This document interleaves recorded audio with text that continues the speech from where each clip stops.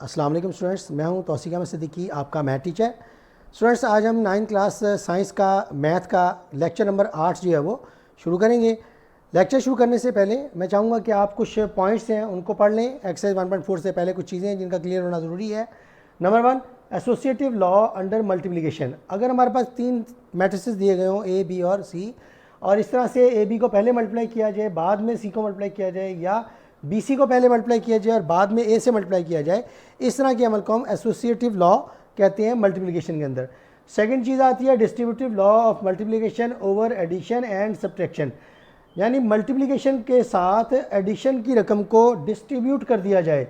चूँकि ये left hand side से हो रहा है तो इसे लेफ्ट डिस्ट्रीब्यूटिव लॉ कहेंगे, और अगर यही चीज़ राइट हैंड साइड से हो, जैसे कि A प्लस बी ब्रैकेट के अंदर पहले है और C उसके राइट साइड पर है, तो इसे राइट डिस्ट्रीब्यूटिव लॉ कहेंगे।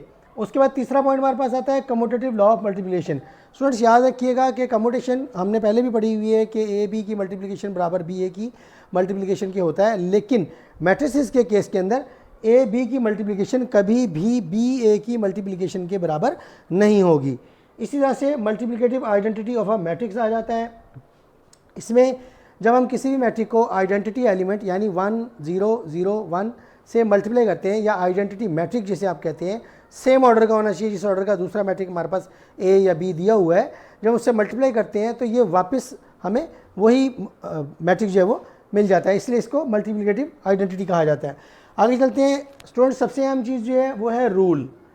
मल्टीप्लिकेशन का एक बाकायदा रूल है, जब भी दो मैट्रिसेस आपस में मल्टीप्लाई करते हैं तो उसके लिए ज़रूरी है कि पहले मैट्रिक के कॉलम्स की तादाद दूसरे मैट्रिक की रोज़ की तादाद के बराबर होनी चाहिए।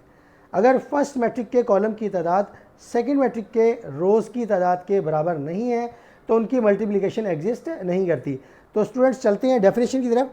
To matrices A and B are conformable for multiplication if number of columns in matrix A is equal to the number of rows in matrix B। अब पहला मैट्रिक जो है उसका कोई भी नाम हो सकता है, दूसरा मैट्रिक कोई भी हो सकता है। काम की बात यहाँ पर यह है कि जो भी पहला मैट्रिक आप लेंगे उस मैट्रिक के अंदर नंबर ऑफ़ कॉलम्स की तादाद दूसरे मैट्रिक के लिहाज से नंबर ऑफ़ रोज़ की तादाद के बराबर होनी चाहिए। तो स्टूडेंट्स, चलते हैं आज की एक्सरसाइज 1.4 के अंदर। पहला ही सवाल है और यही आइडेंटिफिकेशन उसने पूछी है कि इन मैट्रिसेस के अंदर बताएं कि कौन से ऐसे हैं कि जो कन्फर्मेबल है फॉर मल्टीप्लिकेशन और कौन से नहीं है। तो स्टूडेंट्स, उसके लिए हमें रूल ही देखना है कि फर्स्ट मैट्रिक जो है उसके अंदर कॉलम्स की तादाद कितनी है और सेकंड मैट्रिक में रोज़ की तादाद कितनी है। तो यहाँ पर आप देख सकते हैं कि 2 कॉलम हैं और यहाँ 2 रोज़ हैं। इसी तरह से इसके अंदर 2 कॉलम 2 रोज़। इसी तरह से अगर तीसरे क्वेश्चन पर आए तो यहाँ अगर आप कॉलम की तादाद 1 है और रोज़ की तादाद 2 है तो ये वाला जो मैट्रिक होगा ये कन्फर्मेबल नहीं होगा मल्टीप्लिकेशन के लिए। तो सोल्यूशन में जब हम लिखेंगे तो हम लिखेंगे first second fourth and fifth parts are conformable for multiplication. चलते हैं अपने अगले क्वेश्चन की जानिब। क्वेश्चन हमारे पास A मैट्रिक दिया है, B मैट्रिक दिया है। सवाल पूछा है कि AB की मल्टीप्लिकेशन करो और BA की मल्टीप्लिकेशन करो इफ़ पॉसिबल। तो सवाल का पहला हिस्सा लेते हैं। AB की मल्टीप्लिकेशन के लिए हमने A मैट्रिक लिखा, B मैट्रिक लिखा। रूल वही फॉलो करना है कि फर्स्ट मैट्रिक के अंदर कॉलम्स की तादाद सेकंड मैट्रिक के अंदर रोज़ की तादाद आपस में बराबर होनी चाहिए। तो यहाँ अगर हम देखें तो यहाँ कॉलम जो है वो 1 और 1 2 कॉलम है, और यहाँ रोज़ 1 और ये 1 2 रोज़ हैं। तो ये मल्टीप्लिकेशन एग्जिस्ट करती है। अब मल्टीप्लिकेशन करनी कैसे है? 3 को आपने 6 से मल्टीप्लाई करना है, 0 को आपने 5 से मल्टीप्लाई करना है, और जो भी रिजल्ट होंगे वो आपस में ऐड हो जाएंगे। ये फर्स्ट रो की फर्स्ट कॉलम से मल्टीप्लिकेशन हो जाएगी। अगर और कॉलम्स भी होंगे इसी तरह से मल्टीप्लिकेशन करेंगे। अब सेकंड रो की बारी है। -1 मल्टीप्लाई करेगा 6 से और 2 मल्टीप्लाई करेगा 5 से। रो की मल्टीप्लिकेशन कॉलम के साथ वैसे ही करनी है जैसे पहली रो की थी, और उसको ऐड कर देना है। सोल्यूशन हमने निकाला तो 18 और 4 हमारे पास आंसर आता है। इसी तरह से स्टूडेंट्स का दूसरा पार्ट था कि BA की मल्टीप्लिकेशन अगर पॉसिबल है तो उसको मालूम करें।